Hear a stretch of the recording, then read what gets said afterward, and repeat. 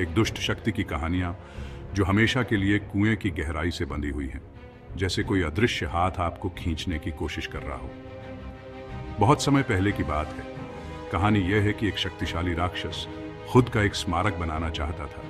उसकी आंखों में जलती हुई आग की चमक थी। उसने खुद को एक पवित्र साधु के रूप में प्रस्तुत किया।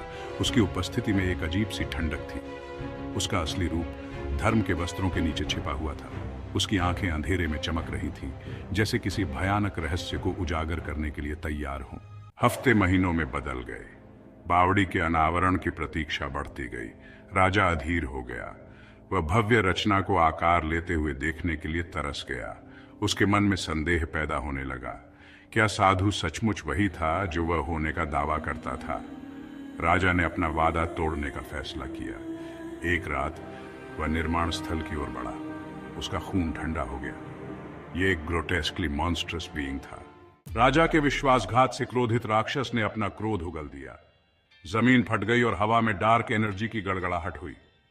राजा भय से लकवाग्रस्त केवल देख सकता था। राक्षस ने घोषणा की, तुम्हारी हिम्मत कैसे हुई मेरी शक्ति पर संदेह करने की, नश्वर? यह राज्य हमेशा आपके विश्वासघात की निशानी अपने ऊपर सहेगा। यह एक साधु था, लेकिन इस दुनिया का नहीं। यह शुद्ध आध्यात्मिक ऊर्जा का प्राणी था। वह राक्षस के प्रकोप से भूमि की रक्षा के लिए आया था। तुम्हारा बुरा यहीं खत्म होता है राक्षस, साधु गर्जा। तुम्हें तुम्हारे छल के लिए न्याय के कटघरे में खड़ा किया जाएगा। लड़ाई शुरू हुई। यह टाइटन्स का संघर्ष था, अच्छाई का बुराई के खिलाफ।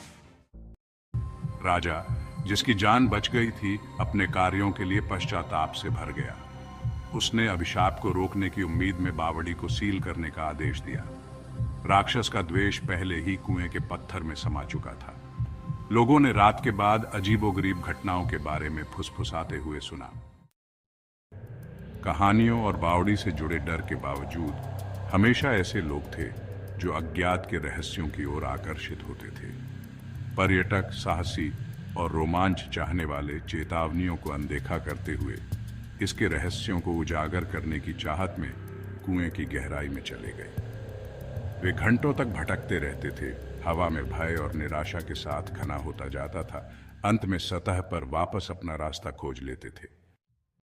बावड़ी भय और किंवदंती की स्थायी शक्ति के प्रमाण के रूप में खड़ी है।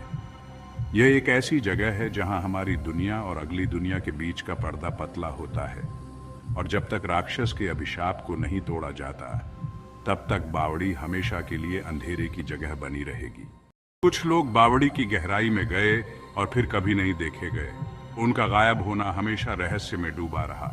कुछ ने कहा कि राक्षस के अभिशाप ने उन पर दावा किया था, उनकी आत्माओं को अंधेरे में खींच लिया था। सच्चाई जो भी हो, लापता आत्माएं खोई रहीं।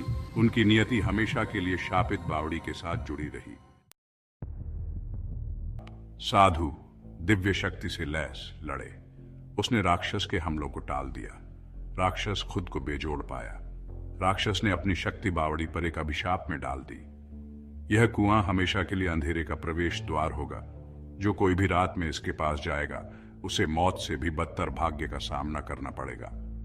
थके हुए लेकिन विजयी ऋषि ने भूमि को बचा लिया था, लेकिन राक्षस का अभिशाप अब भी बना हुआ है। आज भी स्थानीय लोग बावड़ी से बचते हैं, खासकर रात के बाद। वे कहते हैं कि कुएं पर राक्षस की पकड़ पहले की तरह ही मजबूत है।